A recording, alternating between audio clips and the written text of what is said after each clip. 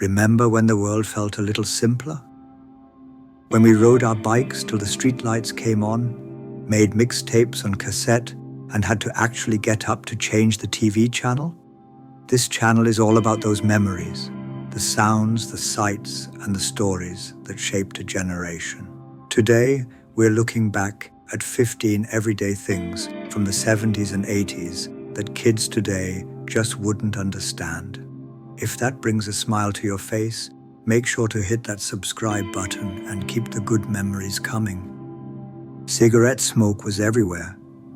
It wasn't just a habit, it was a part of everyday life. People smoked in restaurants, bars, airplanes, offices, elevators, and even hospitals. There were ashtrays in movie theaters and on every table in every cafe. In cars, parents lit up with kids in the back seat, windows barely cracked. Teachers smoked in the staff lounge, and many stores even had cigarette displays at the front counter, right next to the candy. Lighting up was something adults just did. No second thought, no apology. At dinner parties, someone would pull out a lighter before dessert.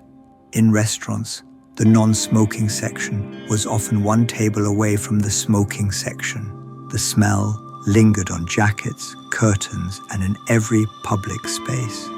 It's almost unthinkable now, but back then it was normal. Nobody complained. And while we've moved on in many ways, for those who lived it, the smoky air of that era is something they'll never forget. Before streaming, before cable, there were just a handful of TV channels. In most homes, you had maybe 3 or 4 choices: ABC, NBC, CBS, and if you were lucky, a local station or PBS. Shows aired once a week, and if you missed it, that was it. No rewinds, no replays. Prime time was sacred. Families gathered around the TV set after dinner, adjusting the antenna, those rabbit ears, to get the picture just right. Sometimes someone had to stand holding it, hoping for a clear signal. Cartoons were only on Saturday mornings, and kids would wake up early with cereal bowls in hand, ready for their one weekly fix. Late at night, channels didn't stream endlessly. They signed off with the national anthem, followed by static. TV was an event, not background noise. You didn't scroll, you waited. And when the show was over, you turned it off. Simple as that. For anyone who lived it, those limited channels brought families together in a way today's endless options never could. Before smartphones, and even push-button phones, there was the rotary dial. If you wanted to call someone, you had to place your finger in the little hole for each number, turn the dial all the way around, and wait for it to spin back before dialing the next one. If you messed up the last digit, you had to start over from the beginning. Long-distance calls were expensive, so they were used sparingly. The phone was usually in a central spot in the house, often mounted on the wall, with a cord long enough to stretch across the room. Privacy meant dragging it into the hallway and whispering. You couldn't multitask. You stood there, tethered by a cord, focused on the call. Phone numbers were memorized, not stored, and when it rang, the whole house heard it. That loud mechanical bell meant someone wanted to talk. No caller ID, no texting first, just the excitement or suspense of picking up and saying, "Hello?" Music in the 70s and 80s had a sound and a ritual. You slid in a cassette, pressed play, and hoped the tape didn't get tangled. Making mixtapes was serious work, recording songs off the radio, timing every track, and carefully crafting the perfect sequence. If the DJ spoke over your favorite intro, too bad, you lived with it. The Walkman changed how we experienced music. Suddenly, your favorite songs went wherever you did, on the school bus, through the neighborhood, or just hiding in your room. Headphones were thin and fragile, and the audio wasn't perfect, but it felt revolutionary. Rewinding or skipping meant holding buttons and guessing timing. Batteries died fast, and tapes wore out. But every cassette held a memory: birthdays, heartbreaks, summers with friends. You knew every track, every squeak, every pause. Today's streaming is convenient, but cassettes were personal. They weren't just music, They were moments recorded and rewound over and over again. Before cable, flat screens, and endless streaming, watching TV was a shared effort. Getting a clear picture often meant adjusting the metal rabbit ears on top of the TV, twisting and turning them just right while someone else shouted, "There! Hold it!" Aluminum foil was a common add-on to boost the signal. Even then, static lines and fuzzy screens were part of the experience. You didn't flip endlessly through channels because there were only a few. Changing stations required standing up, turning a dial, and hoping for the best. Cartoons came once a week, news came once a day, and TV wasn't always on. It signed off at night with the national anthem and went to static. Families planned their evenings around favorite shows, and missing one meant waiting a full week for the next episode. It wasn't perfect, but it was magical. Watching TV felt like an event, not just background noise, and the effort to make it work made every clear image feel earned. Long before smartboards and digital presentations, there was the overhead projector, a bulky, humming machine sitting on a rolling cart in the middle of the classroom. Teachers placed transparent sheets called acetates on the glass surface and wrote on them with squeaky markers. The image was cast onto a pull-down screen or chalkboard, often tilted and slightly blurry. If the bulb went out, class came to a halt. Every student remembers the smell of those markers and the smudge marks left by a teacher's hand. Some kids loved volunteering to flip to the next slide, carefully lining it up just right. Others doodled on old transparencies for fun. There were no animations, no videos, just handwriting and diagrams explained in real time. It was simple, imperfect, and somehow more personal. Lessons weren't about flashy tech. They were about the teacher, the chalk dust, and the quiet rhythm of learning, one transparency at a time. And yes, it actually worked. Back in the 70s and 80s, mood rings were everywhere. And they weren't just jewelry. They were magic. At least, that's what we thought. You'd slip one onto your finger and wait for it to change color, supposedly revealing your emotional state.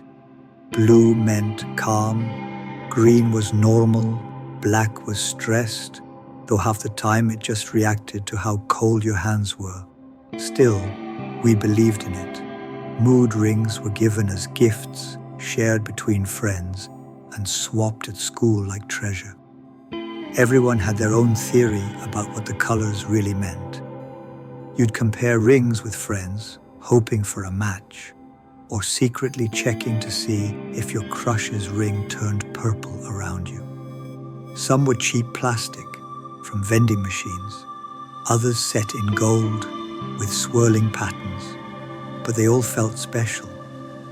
It wasn't about science, it was about wonder. Mood rings were fun, a little mysterious, and they made us feel like our feelings mattered, even if the ring had no clue. Before soft coolers and disposable bags, there were metal lunchboxes, sturdy, colorful, and decorated with our favorite heroes. From Scooby-Doo and the $6 Million Man to Star Wars and Strawberry Shortcake, your lunchbox said everything about you. It wasn't just for carrying food, it was a statement. Kids proudly brought them to school, slammed them onto cafeteria tables, and compared designs. Inside was usually a matching thermos that always smelled faintly like old soup, even if it held milk. Sandwiches wrapped in wax paper, apples bruised by recess, cookies slightly crushed. Somehow it all tasted better from a metal box. Over time, the edges got dented, the paint chipped, and the handles squeaked. But we kept using them. They had character, just like us. And if you still have yours in the attic, it's probably a collector's item by now. But to us, it'll always be a piece of childhood, a little metal box full of memories. There was a time when every home had at least one thick, heavy phone book. Sometimes two. One was white for residential numbers, the other yellow for businesses. They were stuffed into drawers, tossed by the door, or stacked near the rotary phone. If you needed to call someone, you flipped through hundreds of pages alphabetically, hoping their number hadn't changed. Need a plumber or pizza place? You looked it up in the yellow pages, maybe chose the ad with the biggest, boldest letters. There was no Google, no search bar, just ink-stained fingers and a bit of patience. Kids sometimes used them as booster seats at the dinner table or stacked them into makeshift forts. They had that distinct smell of paper and print, and you could hear the satisfying thud when one hit the floor. Today, they're nearly extinct. But for anyone who lived in that era, flipping through those massive books was part of everyday life and part of a world that didn't move quite so fast. Before streaming and Blu-rays, watching a movie at home meant popping a chunky VHS tape into the VCR and hoping it was rewound. Be kind, rewind wasn't just a saying, it was a rule at every video rental store. Forget to rewind and you'd get charged extra. Recording shows off TV was a skill. You'd set the timer, load a blank tape, and cross your fingers it actually worked. Tapes got worn out, covers faded, and sometimes the player chewed them up without mercy. Tracking had to be adjusted manually, those weird static lines at the bottom, totally normal. Some families had whole shelves full of labeled tapes, birthdays, cartoons, favorite shows taped off air. Watching something meant commitment. You couldn't skip around easily. You sat, you watched, you rewound, and even with all the hassle, there was something special about seeing those fuzzy opening credits roll, knowing you were about to relive a favorite memory. There was a time when making a call away from home meant hunting for a payphone. They stood on street corners in gas stations, malls, and outside grocery stores. Tall metal boxes with scratched-up plastic windows and sticky keypads. You needed change, usually a quarter and sometimes more if the call was long distance. You'd wait in line behind someone else, eavesdropping by accident, and rush your own call if someone was waiting behind you. No texts, no caller ID, just your voice and a sense of urgency. The handset was always a little grimy, and half the time the coin slot jammed or swallowed your money. But in emergencies, that phone booth could feel like a lifeline. We memorized numbers, carried coins just in case, and sometimes even made collect calls with quick tricks. Today, payphones are relics, but once they were a vital part of everyday life, standing quietly on corners, ready to connect us. There was a magic to Saturday mornings. No alarms, no school, just pajamas, cereal, and a few precious hours of cartoons. From the moment you woke up, the TV was on. Shows like the Smurfs, Looney Tunes, He-Man, and Scooby-Doo filled the screen. It wasn't just entertainment, it was a ritual. Kids across the country sat cross-legged in front of the TV, spoon in one hand, eyes wide open. There was no streaming, no DVR. If you missed it, you missed it. Simple as that. Commercial breaks were part of the fun, advertising the latest toys or sugary cereals we'd beg our parents to buy. The rest of the week, cartoons were rare. But Saturday was ours. Those few hours felt like a reward for surviving another week of school. Today's kids can watch anything, anytime, but they'll never know the thrill of racing to the TV, hoping you didn't miss the opening theme. For us, Saturday morning wasn't just a time slot, it was a childhood tradition. Before laptops and touchscreens, learning to type meant sitting in a noisy classroom filled with clacking typewriters. The keys were stiff, the machines heavy, and every mistake had a price. There was no backspace, no delete button, just correction tape or messy whiteout. If you hit the wrong letter, you had to stop, fix it, and hope it didn't smear. Typing class wasn't about speed at first, it was about rhythm. ASDF with the left hand, JKL with the right over and over again. The sound of dozens of type bars hitting the paper at once filled the room with a mechanical symphony. Some machines were electric, others manual, but all required focus and patience. Your fingers got sore, your papers smudged, and ink ribbons ran dry at the worst times. But finishing a full page without errors felt like a real achievement. That solid ding at the end of a line, unforgettable. It wasn't fast, but it taught precision and discipline that stuck. Believe it or not, there was a time when television actually ended for the day.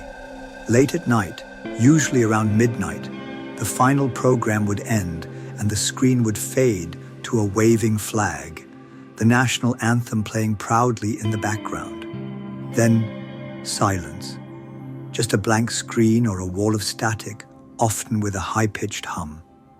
That was your signal. It was time for bed. There was no late-night Netflix binge, no 24/7 reality TV, no endless scrolling. Channels didn't run around the clock, and once the broadcast day ended, that was it. If you turned on the TV too early in the morning, you'd be greeted with a test pattern and an eerie buzz. It sounds strange now, but there was something peaceful about it. The world quieted down, and so did we. It marked the end of the day with finality, a gentle nudge that it was time to rest. For those who remember, that static wasn't annoying. It was the sound of a world taking a break. Before GPS and turn-by-turn directions, every road trip started with a folded paper map. They were stuffed into glove compartments, tucked into backpacks, or spread wide across the kitchen table while planning a route. You had to trace highways with your finger, estimate distances, and hope no construction popped up along the way. Unfolding the map was a task in itself, but folding it back correctly, nearly impossible. Parents would argue over which turn to take. Kids in the back seat would hold the map upside down, trying to help. And if you took a wrong turn, you stopped at a gas station, asked for directions, or hoped someone in town could point the way. There were no satellites guiding you, just landmarks, instincts, and maybe a lucky guess. The journey wasn't always smooth, but that was part of the fun. Those old road maps carried more than routes. They carried adventure. And when you found your way, it felt like you truly earned it. Times have changed, but the memories haven't. Whether it was the smell of a freshly cracked cassette, the buzz of a TV signing off, or the feeling of getting lost with just a paper map in hand, those everyday moments shaped a generation. They weren't high-tech, but they were full of life. If any of these brought back a smile, a laugh, or a little tear in your eye, then you know what made those decades so special. This channel is all about remembering where we came from and keeping those moments alive for the next generation. So if you haven't already, hit that subscribe button, share your favorite memory in the comments, and stay tuned. We've got plenty more stories, sounds, and snapshots from the past still to come. Thanks for joining us on this trip down memory lane. See you in the next one.